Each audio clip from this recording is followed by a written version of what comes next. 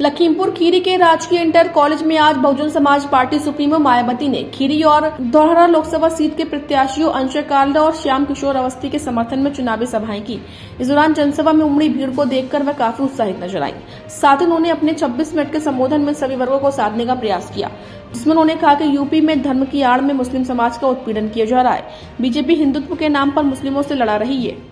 द्वेषपूर्ण व्यवहार हो रहा है। उन्होंने जिले के तिकोनिया कांड का नाम लिए बगैर कहा कि यहाँ किसानों को कुचलने का काम किया गया। कहा कि राशन मोदी या बीजेपी अपनी जेब से नहीं दे रही है, आपके टैक्स के रुपए से फ्री में थोड़ा राशन आपको मिलता है। ईवीएम ठीक रही तो बीजेपी की कोई गारंटी और जुमलेबाजी काम नहीं आएगी।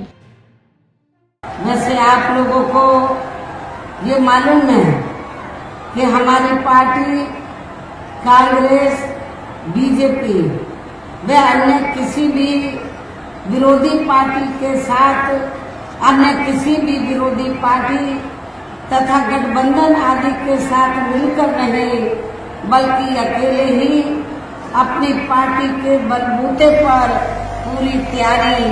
व दमदारी के साथ ये चुनाव लड़ रही है। इसके साथ ही हमने टिकट बंटवारे के मामले में भी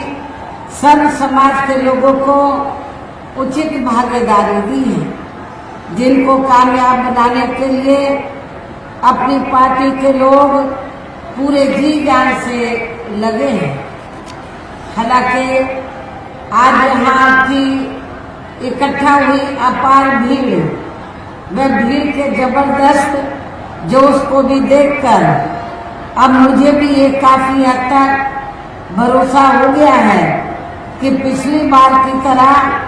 इस बार भी आप लोग यहाँ अपने प्रदेश से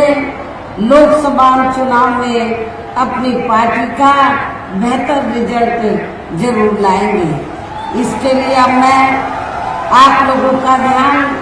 कुछ जरूरी बातों की तरफ दिलाना चाहती हूँ और इस संबंध में विशेषकर मैं कांग्रेस, बीजेपी व इनके अन्य सभी सहयोगी दलों के बारे में ये कहना चाहूंगी कि आजादी के बाद शुरू में केंद्र व देश के काफी राज्यों में भी